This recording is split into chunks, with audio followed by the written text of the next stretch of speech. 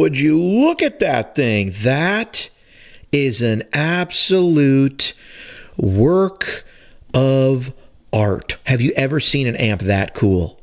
This is a it's a, I think a 1970 or 71 Marshall Master PA, and it's got some really cool features here. We've got a shared EQ between everything, so all 4 channels, the outputs are on the front, main sockets right here, that actually plugs into the wall.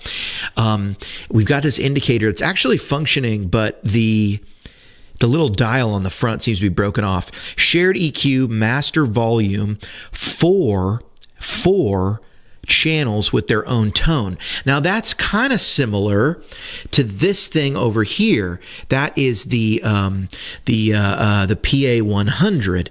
But this guy right here, well, he's something really special. All right, so what I understand this thing to be is basically Marshall's version of a souped-up PA unit. You've got the super lead and you've got the super bass, and those amps are pretty much the same except for a couple capacitor values that change the sound. Now, they do have a significantly different sound, but it's just some caps that make it sound different.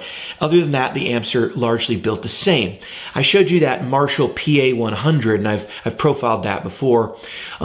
That is like a super bass, but it actually has one extra preamp tube. This apparently is very much like that, but Marshall added a bunch of tone controls independent to each channel. And my understanding is maybe it has one more preamp tube. I don't know. I don't count the extra one, but this thing is different. It's different than what I've profiled before, and I'll kind of try to explain why. These 4 channels, I can't tell if they're meant to sound completely different or they're meant to sound the same, but they do sound significantly different. And this thing probably needs a bit of love. There's a lot of crackling and master volume. You can basically drive this thing, and I did that on like channel 4 and channel 1. I really drove the output. Channel 2 and 3, I pulled it down. Channel 2 and 3, you'll also see like kind of more preamp gain. I don't know why that was. It was just more gain in the amp itself. Channel 1 and channel 4. Channel 4 probably had the most gain by far. Channel 1 had this extra like maybe presence. This is just one of the coolest old Marshalls I've ever run into. I love it. I hope you love it. I'm never selling this thing. It is absolutely beautiful and a work of art. Also in this pack, you're going to see a gold LP that I just bought from Retro Sound, and it's a fantastic sounding guitar.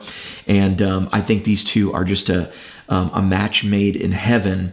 If you have the other Tone Junkie Marshall profile stuff, this is different. You're going to notice it's different. It sounds like a Marshall, but it sounds like something a little bit more open, big, and I would even say channel 1 sort of cleaner, but still very like hot. Channel 4 is all plexi, but all of it has that extra breathy feel of like the PA amplifiers, the Super PA and I guess the Master PA. I don't know. This thing's new to me. I've never really seen one of these in person before, but bought it, took a chance, and wow, what a sound.